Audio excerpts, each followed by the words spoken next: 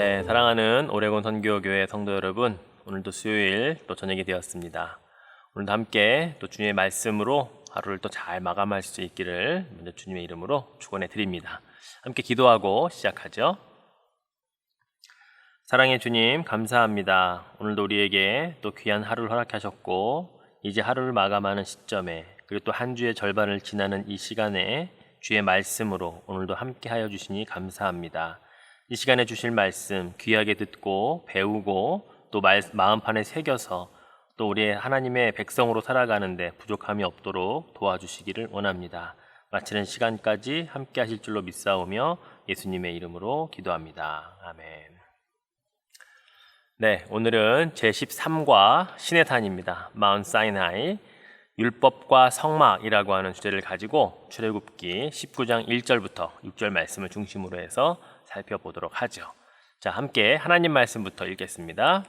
출애굽기 19장 1절부터 6절까지 말씀입니다. 이스라엘 자손이 애굽 땅을 떠난 지 3개월이 되던 날 그들이 시내 광야에 이르니라. 그들이 르비딤을 떠나 시내 광야에 이르러 그 광야에 장막을 치되 이스라엘이 거기 산 앞에 장막을 치니라. 모세가 하나님 앞에 올라가니 여호와께서 산에서 그를 불러 말씀하시되 너는 이같이 야곱의 집에 말하고 이스라엘 자손들에게 말하라. 내가 애굽 사람에게 어떻게 행하였음과 내가 어떻게 독수리 날개로 너희를 업어 내게로 인도하였음을 너희가 보았느니라.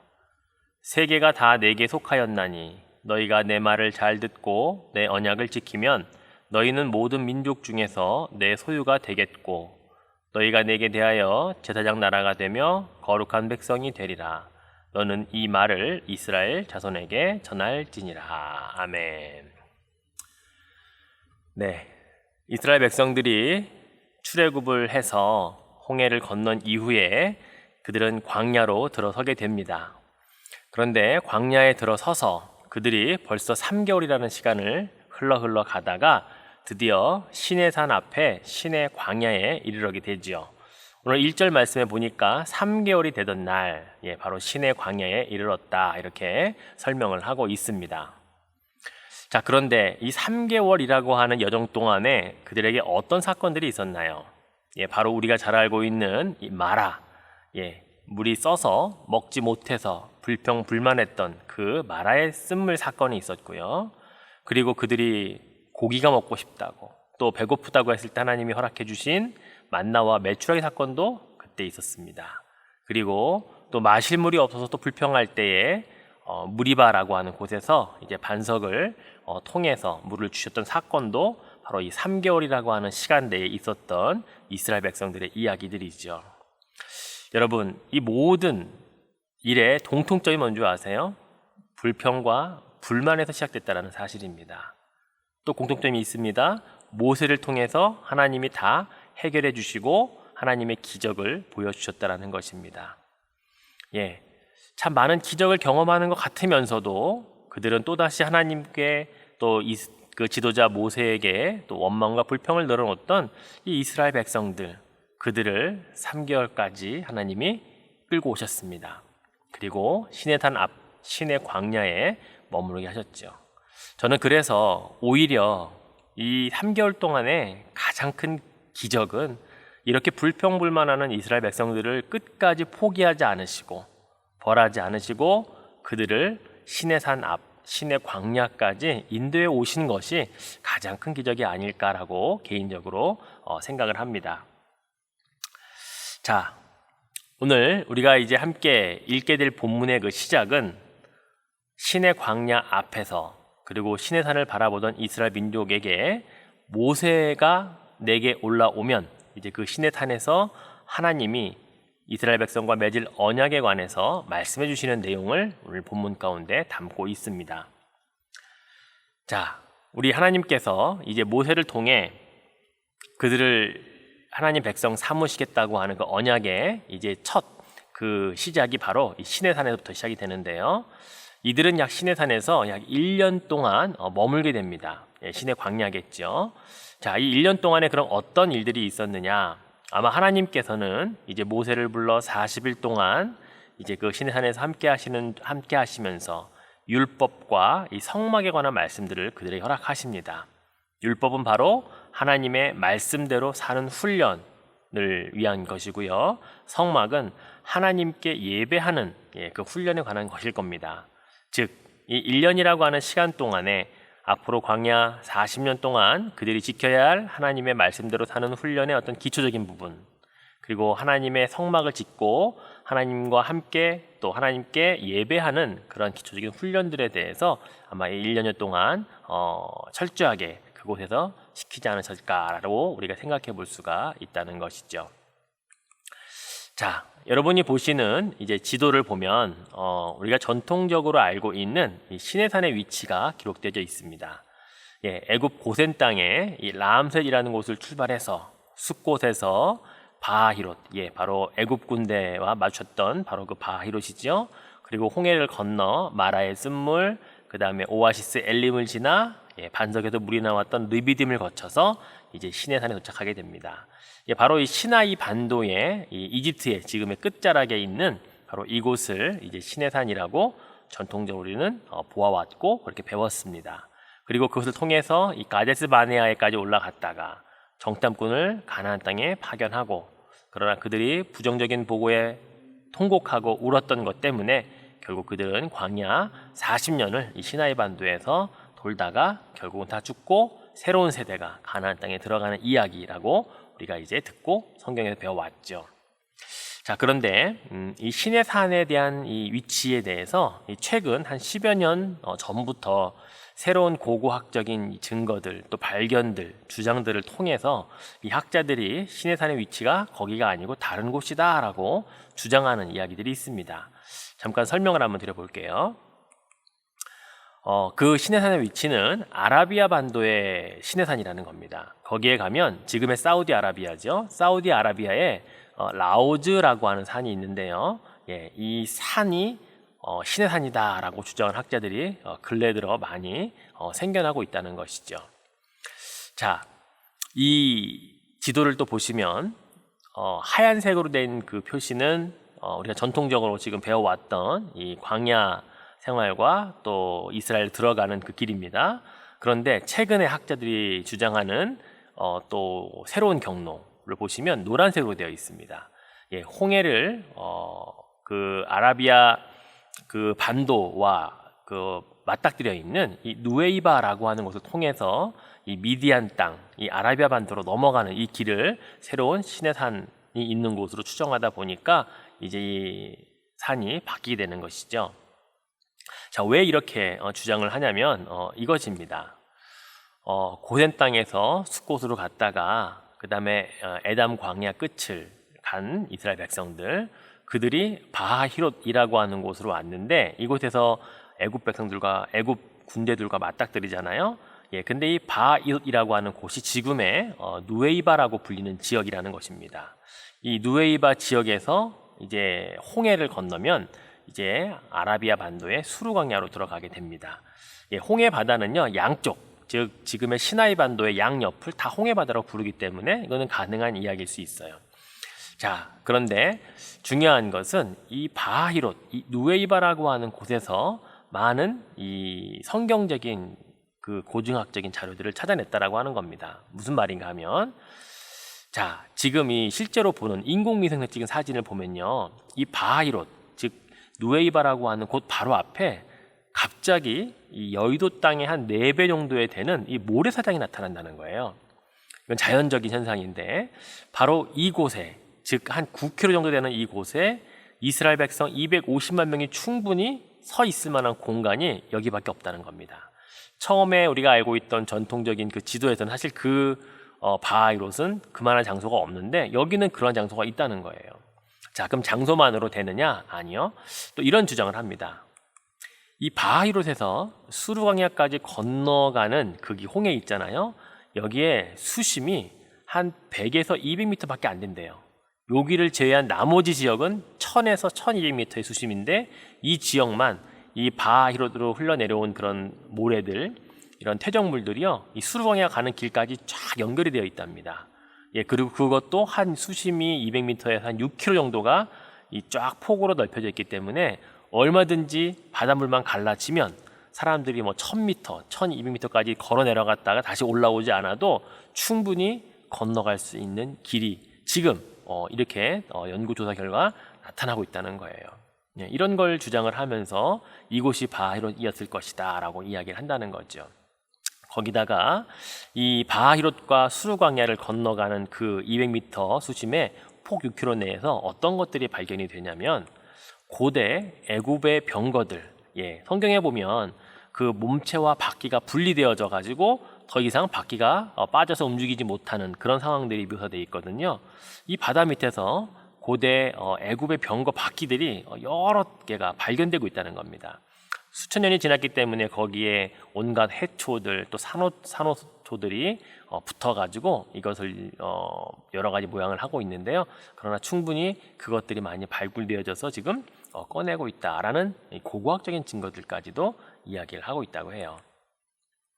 자, 또 그것뿐이 아닙니다. 이 수르광야로 들어가서 이제 그들이 엘림이라고 하는 곳도 이곳 근처에서 찾았다는 거예요. 아라비아 반도에 가니까 정말로 샘이 있고 또 오아시스가 있고 70그루의 그 나무들이 있는 곳을 찾아냈고요.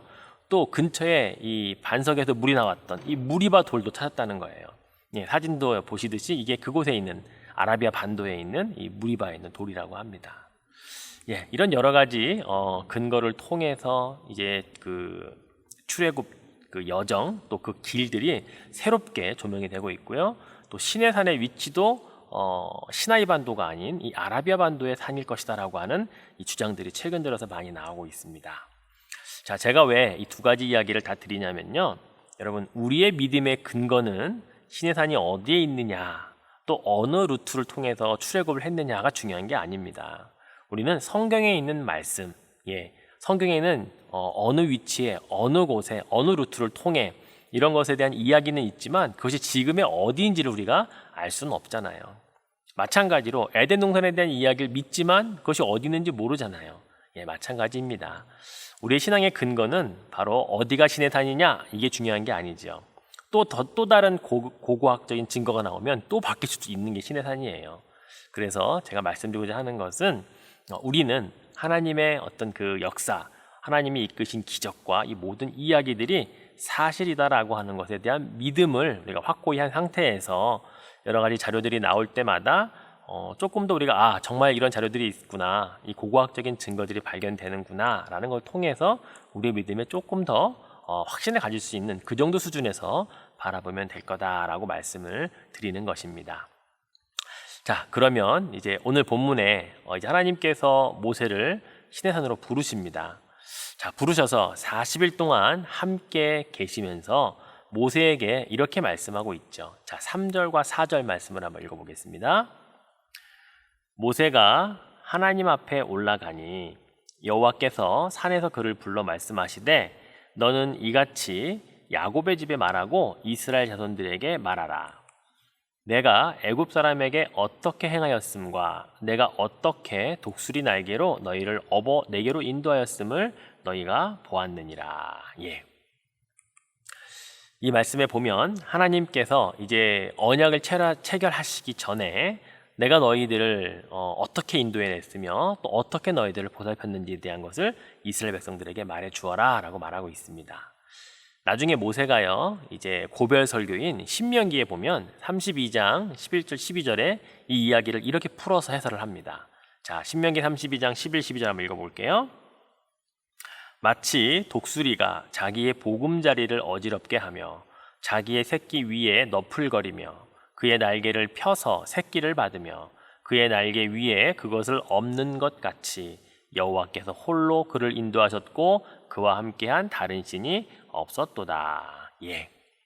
이스라엘 백성들을 하나님이 어미 독수리가 새끼 독수리를 위해서 보호하고 또 날개로 덮고 했듯이 내가 그렇게 했다라고 하는 것을 이제 모세가 고별 설교에서 다시 한번 설명을 해주고 있습니다.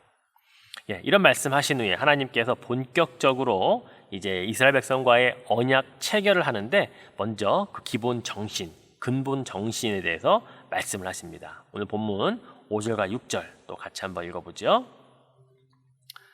세계가 다 내게 속하였나니 너희가 내 말을 잘 듣고 내 언약을 지키면 너희는 모든 민족 중에서 내 소유가 되겠고 너희가 내게 대하여 제사장 나라가 되며 거룩한 백성이 되리라. 너는 이 말을 이스라엘 자손에게 전할지니라. 아멘. 예, 여기에 보면요, 이 언약 체결의 기본 정신, 근본 정신 세 가지를 하나님이 우리들에게 말씀하십니다. 자, 첫 번째가 뭡니까? 하나님의 소유된 백성이 될 것이다 라고 하는 것입니다.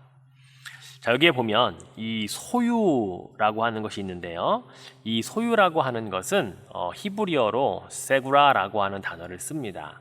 근데 이 세구라라고 하는 단어가 뜻이 그냥 가지고 있는 물건이 아니고요, 특별한 아주 재물들, 보물들, 귀중한 재산, 이런 것들을 세구라라고 하는 히브리어를 쓰고 있다는 거예요. 즉 하나님과 이스라엘 백성 사이에 맺어진 이 귀한 언약의 정신 안에는 너희는 나와 함께 언약을 체결하게 되면 내가 너희를 가장 귀중한 나의 보물로, 재산으로 여길 것이다 라고, 그 백성들 삼을 것이다 라고 말씀해주고 있다는 사실이죠. 여러분, 바로 이 세 가지의 정신 가운데 첫 번째가 하나님의 특별한 백성이 된다라고 하는 것입니다. 근데 여러분, 이 하나님의 백성이 된다라고 하는 것이 혈통적인 이스라엘 민족만을 이야기하는 것일까요? 자, 그렇지 않다는 것을 우리가 성경 출애굽기 12장 38절에 보면 출애굽할 당시에 250만 명이라고 하는 숫자 안에 포함되어 있었던 사람들을 이렇게 표현하고 있어요. 수많은 잡족과 양과 소와 심이 많은 가축이 그들과 함께 하였으며, 예, 이 수많은 잡족이라고 하는 이 한글 표현을 영어 성경의 여러 가지 버전으로 보니까요, a mixed multitude, many other people, 예, a rebel of non-Israelites, 예, 이스라엘 민족이 아닌 다른 많은 민족들이 함께 혼합되어져 있다는 것을 이야기하고 있거든요. 예, 이미 하나님이 언약을 체결하는 이스라엘 민족은요, 이미 혈통적으로 이스라엘 민족이 물론 대다수이긴 하지만 그 사람들만을 위한 언약은 아니었다는 것입니다. 즉 하나님 안에서 그의 율법을 지키고자 하는 모든 자들은 바로 하나님의 소유된 백성이 된다라는 것을 말씀을 하고 있음을 믿어야 된다는 것이죠. 그래서 우리도 이제는 혈통적 이스라엘이 아닌 영적인 이스라엘로서 하나님의 소유된 백성이 되었다는 사실을 여러분 믿으시기를 바랍니다. 자, 두 번째 정신은 너희가 제사장 나라가 된다라는 것입니다. 자, 제사장 나라가 된다라고 하는 것은 어떤 의미가 있냐면, 예, 이것은 바로 그들에게는 또 하나의 이제 사명 선언문을 채택하는 것과 같았습니다. 예, 미션 스테이트먼트라고 말을 하죠. 어떤 의미냐면, 나 이스라엘은 이 땅의 열방을 하나님께로 인도하는 제사장 나라의 사명을 갖는다라고 선언하라는 것입니다. 하나님의 백성이 된다는 것은 바로 이 모든 열방의 제사장으로서의 사명도 감당한다는 것을 이제 같이 이야기하고 있다라는 것이죠. 자, 그리고 나서 이제 세 번째로 무엇을 이야기합니까? 예, 너희는 거룩한 백성이 되라라고 말씀하고 있죠. 자, 거룩하다라는 말은 여러분 여러 번 얘기했어요. 예, 구별된다라는 말입니다. 예, 하나님의 백성과 그렇지 않은 자들 사이의 구별이고요, 세상과 또 그렇지 않은 것과의 구별입니다. 바로 우리가 거룩한 백성이 되게 해주시겠다라고 하는 하나님의 말씀은요, 우리가 그렇게 살 수 있도록 도와주시겠다라는 하나님의 약속이 담겨 있다는 것입니다. 그러니 내가 거룩하니 너희도 거룩하라 라고 하는 이 거룩의 명령을 우리는 최선을 다하여서 지키는, 이것이 바로 하나님의 율법 또 언약, 이거의 체결 정신의 가장 근간이 되는 바로 이 세 가지 가운데 하나였다라는 사실을 우리가 기억할 필요가 있는 것이죠. 자, 이제 하나님께서 이렇게 40일 동안 부르셔서 모세와 함께 있는 동안에 이 세 가지의 기본 정신을 말씀해 주신 다음에 모세에게 주신 것은 바로 율법과 이 성막에 관한 내용들이었습니다. 자, 그럼 이 율법과 성막에 대해서 한번 더 구체적으로 살펴보죠. 자, 이 율법과 성막에 관한 내용 가운데 여러분, 율법의 대표적인 것은 돌판에 새겨진 십계명이지요. 예, 이것을 모세에게 가지고 내려오셨고요, 가지고 내려오게 하셨고요. 그 다음에 성막은 이제 앞으로 이스라엘 백성들과 함께 광야 생활을 하는 동안에 이제 하나님의 임재를 상징하는, 즉 하나님의 처소와 같은 성막을 짓도록 모세에게 그 모든 사항들을 말씀을 해주시게 됩니다. 자, 근데 여러분, 우리는 사실 시내산에서 받은 것은 이제 10계명만 주로 떠올릴 수가 있는데요. 실제로 하나님께서 말씀하신 내용은 이 10계명, 즉 율법에 관한 내용보다는 성막에 관한 내용을 훨씬 더 많이 말씀하셨다는 사실이에요. 왜 그러냐면 출애굽기를 보면요, 출애굽기의 전체 가운데 26장이 40장 가운데 26장이 여러분 성막에 관한 이야기로 기록되어 있다는 겁니다. 또 레위기에는 18장이 그렇게 되어 있고요. 민수기에는 13장이, 신명기에는 1장이. 그래서 총 성막 관련 분량만 이 모세오경 가운데요, 총 58장이 다 성막에 관한 이야기들로 기록되어 있어요. 그만큼 이 40일 동안에 하나님이 주셨던 성막에 관한 말씀이 사실은 율법 조항에 관한 말씀보다 훨씬 더 분량이 많았다라는 것을 간접적으로 알 수 있게 준다고 하는 것이죠. 자, 그럼 하나님께서 우리에게 율법과 이 성막에 관한 말씀들을 주셨는데, 자, 그 주신 이유에 대해서 간략하게 한번 말씀해 볼까요? 자, 율법을 주신 이유가 뭘까요? 그것은 우리 인간의 유익함 때문이라는 것입니다. 유익을 주시기 위해서라는 거예요. 여러분, 그런 생각 해보셨습니까? 왜 10계명이일까? 왜 100계명이 아니고 또는 1000계명이 아니고 10계명일까? 하나님은 우리에게 주신 손가락은 10개예요. 그렇죠? 손가락 10개, 하나하나를 세워가면서 하나님의 율법을 하나님이 간략하게 우리들에게 주시기 위해서 10계명을 주셨던 것 같습니다. 또 재미있는 것은 여러분, 이 10계명을 히브리어로 주셨을 거 아니에요? 이 히브리어에 이 각 1, 2, 3, 4, 5, 6, 7, 8, 9, 10이라고 하는 10계명의 그 첫 번째 그 두음 있죠? 히브리어로 된 두음을 보면요, 너무나도 재밌게 가나다 순으로 되어 있다는 겁니다. 무슨 말인가 하면은, 제가 한번 우리 이 10계명을 한글로 만약에 가나다 순이면 어떻게 되었을까 한번 제가 읽어줘 볼게요. 이렇게 되어 있다는 거예요. 1. 일체 나 하나님만 섬겨라. 2. 이상한 우상을 절대 만들지 마라. 3. 삼가 너희 하나님의 이름을 망령때 일컫지 마라. 4. 사업을 안식일에는 하지 말라. 5. 오직 너희 부모를 공경하라. 6. 육신을 죽이는 살인을 하지 말라. 7. 칠칠맞게 다른 사람과 간음하지 말라. 8. 팔로 다른 사람 물건을 훔치지 말라. 9. 구두로 거짓 증언하지 말라. 10. 10의 하나라도 이웃의 것을 탐내지 말라. 제가 한글로 약간 좀 번역을 하느라고 각색을 하긴 했지만 히브리어로 읽는 사람들은 이렇게 읽었다는 거예요. 1, 2, 3, 4, 5, 6, 7, 8, 9, 10이 전부 다 히브리어 두음으로 시작할 때 그런 의미를 가지고 있기 때문에 사람들이 외우기 쉬웠다라고 하는 것이죠. 하나님 이렇게 율법을, 계명을 주셔도 우리들이 알기 쉽고 이해하기 쉽고 기억하기 쉽게 그렇게 주셨다라는 거예요. 물론 그것만이 율법의 이익이냐, 인간에게 주신 유익이냐, 그렇게 말할 수는 없죠. 여러 가지 가운데 10계명 우리가 한 1, 2계명을 한번 생각해 볼까요? 자, 하나님께서 나 외에는 다른 신을 두지 말라, 또 우상을 만들지 말라고 하셨습니다. 여러분, 인간에게 하나님이 없었다면 사람들은 과연 누구를 섬기며 살까요? 우리가 지금까지 원주민으로 또는 저 숲속에서 밀림에 살고 있는 원시 부족들을 한번 생각해 볼까요? 그들에게 하나님이 전해지지 않으니까 그들 나름대로 믿고 있는 신들이 뭡니까? 동물들을 깎아서 우상으로 만들어 섬기고 있든가, 자연을 섬기고 있든가, 해와 달을 섬기고 있든가, 다 그렇습니다. 만약 우리 인간들에게 나 하나님 외에 다른 걸 섬기지 말라라는 계명이 아니라 만약에 나 하나님과 똑같이 아무거나 만들어 섬겨라 했다면 우리는 수없이 많은 것들을 섬길 겁니다. 즉 하나님의 형상으로 창조된 우리가 피조물들에게 절하고 그들에게 기도하고 소원을 비는 그러한 존재로 전락할 수밖에 없다라는 거예요.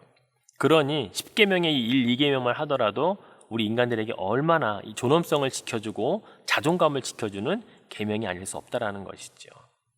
자, 또 4계명에 안식일을 거룩히 지키라는 계명이 있잖아요. 여러분, 달력을 한번 보십시오. 만약에 맨 앞에 빨간색으로 칠해져 있는 주일이 없다면, 전부 다 시커먼 글자로만 쓰여있던 늘 일해야 되는 날짜만 있다면 우리의 인생이 어떨까요? 그렇지 않아도 하루라도 더 쉴 수 있으면 얼마나 좋겠는데 라고 늘 우리는 생각하며 살잖아요. 그런데 안식일이 있고 주일이 있고 하나님이 쉬셨으니 너희도 쉼을 가지라고 하신 말씀, 그리고 그날에 쉬는 동안에 내가 그 먹을 것까지 다 예비해 주시겠다고 하신 그 약속이 바로 안식일의 계명의 약속 아닙니까? 예, 다 우리의 유익을 위해 주시는 율법들이 대부분이라는 것입니다. 여러분, 하나님의 율법은 우리를 얽매이거나 속박하기 위해 주신 것이 아니라 우리의 유익을 위해, 우리를 사랑하시기 때문에 주신 것이다 라고 하는 것을 우리가 믿어야 할 줄로 믿습니다. 자, 또한 성막을 한번 생각해 볼까요? 자, 성막은 하나님께서 재료면 재료, 규격이면 규격, 그 안에 들어가는 모든 그 집기물까지 하나님이 정확하게 규격과 모든 것들을 알려주셨습니다. 즉 하나님이 디자이너고 하나님이 설계자시며 하나님이 그걸 만드신 분이에요. 자, 그렇게 해서 만들어 놓은 성막은 왜 우리에게 도움이 되고 유익이 될까요? 예, 이스라엘 백성들에게는 하나님을 늘 보며 살았던 거예요. 그들의 성막, 자기 텐트들 중심에 늘 하나님의 성막이 보였다는 거죠. 또 밤에는 불기둥으로, 낮에는 구름기둥으로 보여주셨기 때문에 그들에게는 하나님을 중심에 모시고 거룩한 백성으로 살 수 있는 어떤 그 근간이 되고 또 그런 도전이 되는 그런 하나님이셨다는 사실입니다. 성막은요, 구약 성경에 보면 성막 외에 두 가지 이름으로 더 불립니다. 하나는 회막, 또 하나는 증거막. 예, 성막은 타버나클이라고 말하고요, 거룩한 막이라는 뜻이에요. 예, 하나님이 거룩하시기 때문에 그분이 계시는 곳은 거룩한 장소라는 의미겠지요.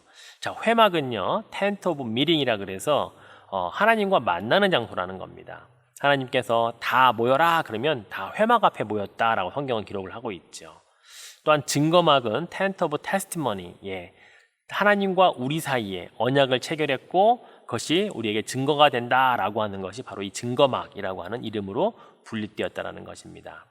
여러분, 그렇습니다. 하나님이 우리의 삶 한가운데 와 계셔요. 여러분 보시는 그림에서도 이스라엘 백성들의 각 지파들의 정중앙에 늘 성막이 있었습니다. 그들은 늘 하나님 중심으로 살았던 사람들인 것을, 하나님의 백성은 이렇게 살아야 된다는 것을 하나님이 직접 보여주시고 그들에게 훈련시켜 주셨다라고 하는 사실이죠. 우리도 그렇지 않습니까? 이 성막이 결국 나중에는 성전이 되고 또 성전에서 지금의 교회가 되지 않습니까?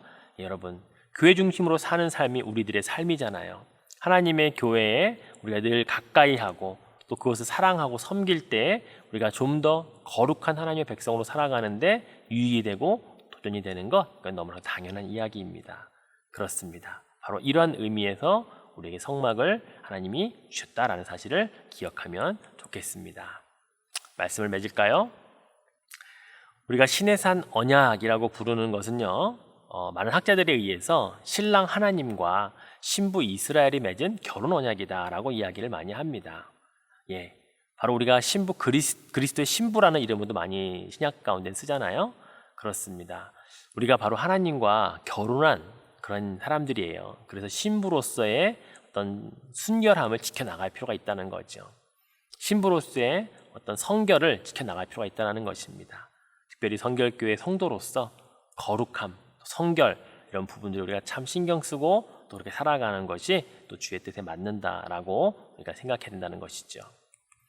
여러분, 오늘 시내산에서 하나님께서 모세를 불러 그에게 율법과 또 성막이라고 하는 것을 주심으로 말미암아 너희는 하나님의 소유이며 너희는 거룩한 제사장 나라가 될 것이며 거룩한 백성으로 살아야 된다라고 하는 이 모든 것이 결국 율법과 성막에 드러나 있는 내용들인데요.